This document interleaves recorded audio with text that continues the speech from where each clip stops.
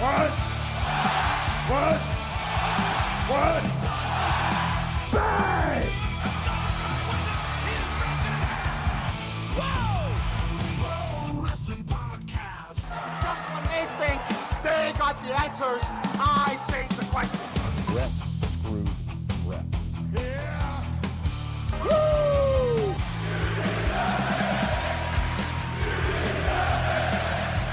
Who are you to doubt El Dan? Because this guy's a serious professional. Can he do it? Unbelievable. Too hot to handle and too cold to hold. And I am the Macho King Savage.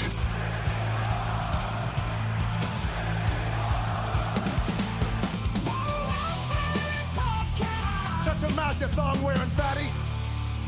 I said WWE stands for. It's me, Austin. I will never retire. Promotional consideration paid for by the following.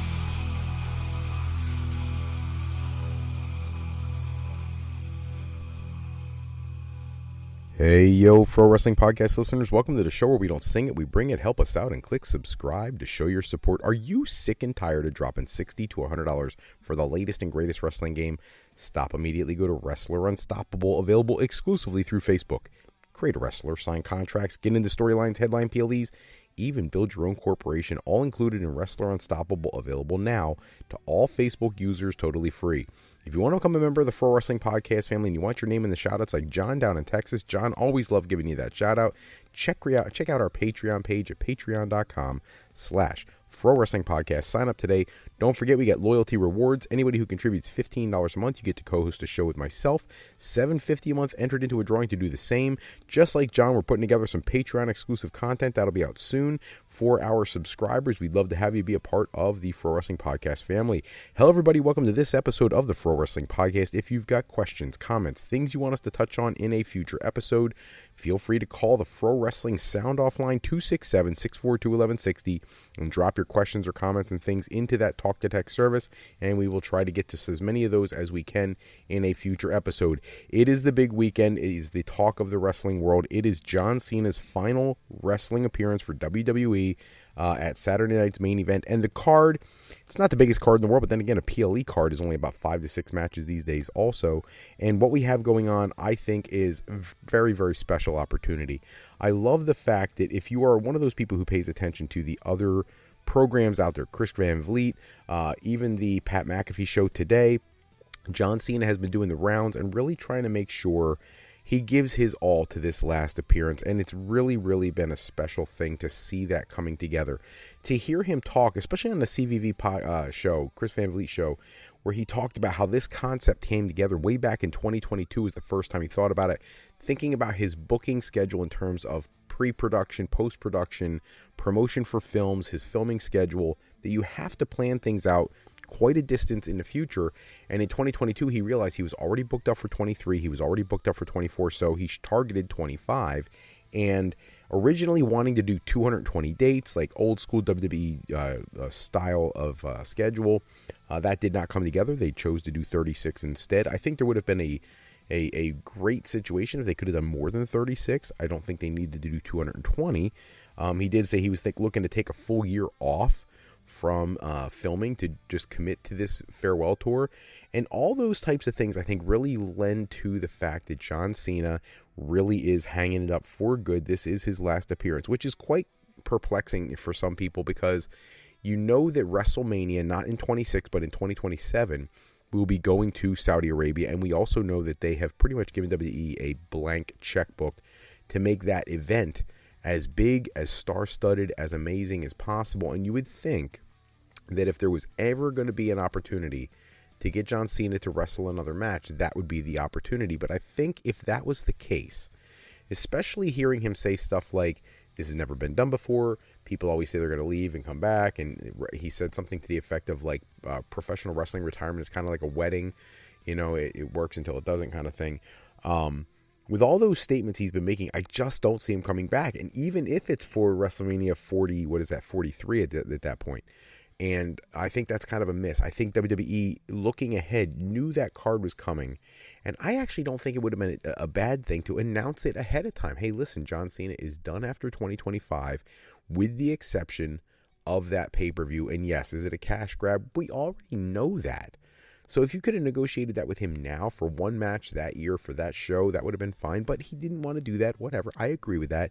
But I think what's the most beautiful thing about this show that's coming up tomorrow night is the fact that he really made it clear that from the beginning, he wanted the show to not be about him, but wanted the show to be about showcasing the future of WWE, much in a similar way that he referenced this in the Chris Van Vliet interview, in the Pat McAfee interview, and in various interviews he's had over the last several weeks. That, and I love that he mentioned by name, he's like Kurt Angle basically was doing for him when he came in with the whole ruthless aggression first match out on SmackDown situation. And I love that. It's a guy who really understands the business. And for those who don't know, he signed a new 5-year contract as an ambassador for WWE. So even though he won't be wrestling, he's obviously still going to be a part of the WWE family.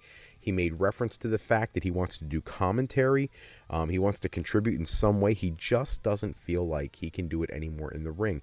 And I think people misconstrue what he's saying when he says that. He also referenced the fact that AJ Styles feels similar. They were having a conversation in the back and they looked at each other and AJ looked at him and was like, man, I'm 48 years old. And it kind of like hit him what that means in terms of a wrestler. It's not that they couldn't both go out there for another 20 years if they wanted to. That's not the issue. The issue is John Cena, AJ Styles, people like that, when they go out there, they want to be what they have always been. John Cena wants to be the Unseen 17. He wants to be the GOAT. He wants to be, the 5 moves of doom. He wants to be all those stereotypes that we've talked about for him for years. And to him, he feels like he's slowing down. Now, I Chris Van Vliet put him on the spot and said, the matches you've had this year, some of them have been your best matches of your entire career. And he's like, yeah, that's because I know this is all I got. This is the one time I'm going to be able to pull this together. And AJ Styles, much in the same way. I believe that he is another person who doesn't want to go out as a lesser version of AJ Styles. He wants to be AJ Styles if he's going to be AJ Styles. And Alan Jones and AJ Styles are two different people. And I think that Alan Jones wants to be able to spend the rest of his life comfortable, in less pain. John Cena actually referenced the amount of pain that he's in on a relatively frequent basis. And that's hard to hear from someone who has been, not trying to be funny or punny, but like, this is a guy who may play a superhero in television shows and movies, but in real life, if you think about the record he holds for making wishes for Make-A-Wish children and things of that nature, in a lot of ways, in as close to a non-supernatural way, this guy is a real-life superhero. He does make kids' dreams come true. He makes people feel better about their day, their situation, their life, and inspires young people. And as a diehard wrestling fan that I am, like, in all seriousness, he's a guy who came along later into my life. So it's not one of those things where I was a diehard fan of his when I was a child. I mean, I'm in my late 40s. John Cena and I are almost the same age. I'm actually a hair older than him.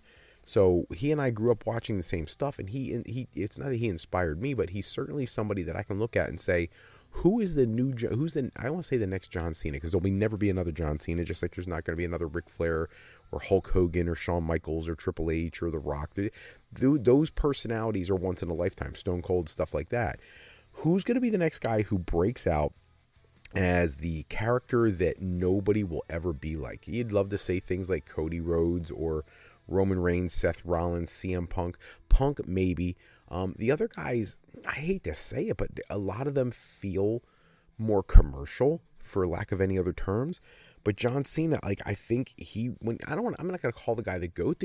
A GOAT conversation is a subjective thing. What is the greatest for one person may not be for somebody else. But it is hard to argue with, can he perform? Yes. Is he the most amazing catch-as-catch-can wrestler? Absolutely not. But is he able to go out there and put on a great performance, entertain the crowd, entertain more specifically the children, push merchandise, have promos and interviews, promote the company, show up at every show, stayed relatively healthy throughout his entire career, is in the most phenomenal shape of anybody on the roster. I think somebody was joking, I believe it was a Pat McAfee show, they were joking about 2% body fat for 23 years, stuff like that. The guy took this job very, very seriously. And I think it's a testament that, all the catchphrases and the things he puts on his clothes: hustle, loyalty, respect, time is now, like all that kind of stuff. It wasn't just a catchphrase. It's a way he approached the business. The Pat McAfee show, he has the new shirt on, and he has the words for his phrases on the sleeves, and puts in his own words what those words actually mean to him as part of his life. And I hope at the end of the night on Saturday night's main event, I hope everybody can look at this performance. I'm sure he's going to go out there and give it everything he's got. The only thing I could see that could be terrible is, God, heaven forbid, he ends up getting an injury early in the match or something like that. That would be terrible. Barring anything bizarre going on, he's going to give you everything he's got. And Gunther is going to do just the same. I actually feel like, in retrospect, Gunther probably is one of the best current roster talents to have put him in this situation. The only person that I think I would have considered doing other than Gunther would be Obafemi. If you really wanted John Cena to do something to put over a talent going out in much the similar way to the way Kurt Angle allowed him to get over, it would be Obafemi. I love that Femi's going to be on the card, and we're going to get to that in a few minutes, but I really think that John Cena has done everything he can to make this as special an experience as it can possibly be. There are going to be a lot of tears in the arena when his match is over. I suspect that, much like Ric Flair, the entire locker room will empty for everybody to come out. If you didn't see the posts on social media, all these talent in WWE putting up signs about "I can see you" or "I can't see you" or hustle, loyalty, respect, just different memories and things. And it's so beautiful to see so much of the roster want to give back to him because of all they feel like he's given to them. I saw a beautiful thing with Becky Lynch talking about after SummerSlam in her match with Lyra Valkyria, how she was unhappy with her performance and how he gave her some incredible advice that really helped change her perspective and really was insightful for her. And that's just the kind of guy he seems to be. Now, look, I get it. There are people who claim that early in his career he did a whole lot of politicking to keep certain people down, or always put himself in a great position. The guy has an amazing relationship with Vince McMahon, always has. He's been in a great position because he does all the things that we highlighted earlier. Did he destroy the careers of people like Alex Riley or Matt Cardona, or picks anybody else who likes to claim that's the situation? I don't know. And I really, at this point, don't care, because I think he's done enough in this business that he's more than just a wrestler. I think he has been for a very long time. He's a guy who should be calling some of the shots because he understands it, because he was a fan first. All right, so I don't know. I will be very thrilled to watch the match. I'm excited to see the match, and in a few minutes we'll get into my predictions for what we're going to see. Let's go down the whole card. I'm going to give you some predictions for the rest of the card. We'll give you predictions on the match, a couple little tidbits that go along with it. First off, we got AJ Styles and Dragon Lee taking on Leon Slater and Javon Evans. I love this match. I love the opportunity. I actually think, and right now, if you look at the polling, a lot of people believe that Styles and Dragon Lee are going to win this match. I would not do that. I think WWE, this is kind of like when you're somebody who's investing money in the stock market or in a retirement fund. Leon Slater and Javon Evans are the future of the business for potentially WWE, both of them, even though Leon Slater is in another company right now as the X Division champion of TNA. I think one of the most beautiful things they could do in this match is Leon Slater should get a roll-up pin on AJ Styles. And the reason I feel that way is, and I'm going to predict that, you know what, that's where I'm going to go with. Not only am I going to pick a winner, I'm going to pick a how. Leon Slater, Javon Evans, I say they win. They defeat AJ Styles and Dragon Lee with a quick roll-up on AJ Styles by Leon Slater. And there's a reason for that. One, I think they have to showcase the heck out of these NXT talents, and they can't have them all lose. They can't, or it makes NXT look like a subordinate brand, which I know and understand that a lot of people feel that way. But the quality of their program lately has made it so they have to be considered a third brand now. They're not developmental anymore. They do as much or more than the main roster does on a weekly basis. In a lot of ways, Evolve needs to become the developmental brand, and this, NXT needs to just be a third brand. That's really where my head is at. In this situation, Leon Slater, Javon Evans are two people who could be running your company for the next 25 years. They could be I was just saying earlier about people who could be generational talents going forward. These two both could be. I would like to see them at John Cena's last match, that Saturday night's main event, with the most eyes you could possibly ask for. See them pick up a win over an established, absolute legendary figure like AJ Styles and his partner Dragon Lee. And then going down the road with TNA having their new distribution deal with AMC, this would be a great opportunity to set up a match between Leon Slater and AJ Styles for the X Division Championship in TNA Wrestling, where AJ could win the championship on his way to retiring in 2026 to eventually lose it back to him and put him over, I think would be great. So that's kind of where my head's at with that. I know the popular consensus is Styles and Lee walk away with the win. I am going to predict the other way. I'm going with Leon Slater and Javon Evans. Match number 2 that we're going to talk about is going to be between Bayley and Sol Ruca. I don't think Bayley loses anything if she loses to Sol Ruca. And if you think about it, Sol Ruca has a very unique finishing maneuver. Just the finish alone, the Soul Snatcher, is enough to garner in some mainstream attention and really turn some heads when she makes it to the main roster. So I think this is an opportunity to use the exposure of Cena's last match, Saturday Night's Main Event, to really get her over, and that move over to really get the pop from the fans and put her in a position so that whenever she does make the move to the main roster, she is ready to go and go right into a character who already has a win over Bayley. Now, there is a possibility that Zarya gets involved and costs her the match, which I'm okay with, but we'll have to wait and see how that plays out. If I was going to give a prediction right now, this is a tough one for me. I'm going to predict that Sol Ruca wins, even though I don't think she will. I think storyline wise it makes a lot more sense, and it would help with her character both in NXT and eventually in the main roster if she does. I'm going with Sol Ruca, who, by the way, is the voting consensus on multiple websites to win. So we're going Sol Ruca in that match. The third match, which people were debating whether this was going to go on last or first or what it was going to be, Cody Rhodes versus Obafemi. I have gone round and round and round about this because, let's be honest, I want to say Obafemi. I really do. I think, talk about the comparisons to Kurt Angle and John Cena. This is exactly the same scenario. The veteran versus the new guy. You could have Oba come out and beat Cody Rhodes. And think about what that does for Obafemi. But then again, Cody Rhodes is your meal ticket for WrestleMania. He's going to be your main eventer going forward for the foreseeable future. And he is the biggest draw in the company. That being said, most people on the sites that I've looked at have Cody Rhodes as the heavy favorite. And I'm going to be honest with you, I can't go against them here. I can't. I'm going to go with them. Cody Rhodes defeats Obafemi, but I would not be surprised if there was some outside interference or some interesting finish to the match. But I do think Cody Rhodes comes out with the win, even though I would love to see it be Obafemi. The main event, the match we've all been talking about, Gunther taking on John Cena for John Cena's final match. My brain has been racked all week thinking about this. I saw Jim Ross's comments on his Grilling with JR podcast talking about how he could put Gunther over on his way out the door, and it really gives Gunther something special. It's not like you're not going to kill Gunther's character if you don't. You're not going to kill John Cena's character if you do.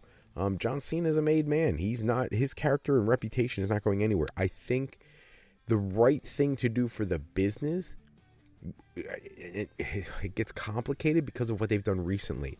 First off, let me back up a few weeks. I do not think John Cena should have won the Intercontinental Championship if he was going to lose it back to Dominic. I think that was a horrible, horrible, horrible booking decision. That championship, especially with Gunther's history with that championship, should have carried over into Saturday Night's Main Event, and this match should not only be John Cena's final, but it should have been for that championship. Then I would have said Gunther 1,000%.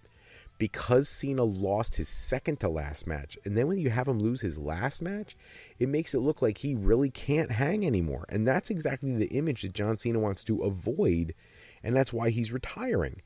Not to mention the fact that Gunther's finish is basically choking somebody out where he wants to make him give up. The thing that he has in his slogan, he never gives up. I don't want John Cena to give up. That also being said, I am so tired of the booking of baby faces when they are, put to sleep, choked out, whatever, where they pass out. So, he didn't give up, he passed out. Going all the way back, I heard somebody else doing the same comparison on another podcast, going all the way back to the Stone Cold Steve Austin Bret Hart match at WrestleMania 13, where Stone Cold passed out in the sharpshooter, which never made sense to me in the first place. Hurting your lower back should not make your brain stop functioning. It just should. Now, the loss of blood, maybe, I guess, but he didn't really lose all that much blood. It was just pretty graphic what he did lose.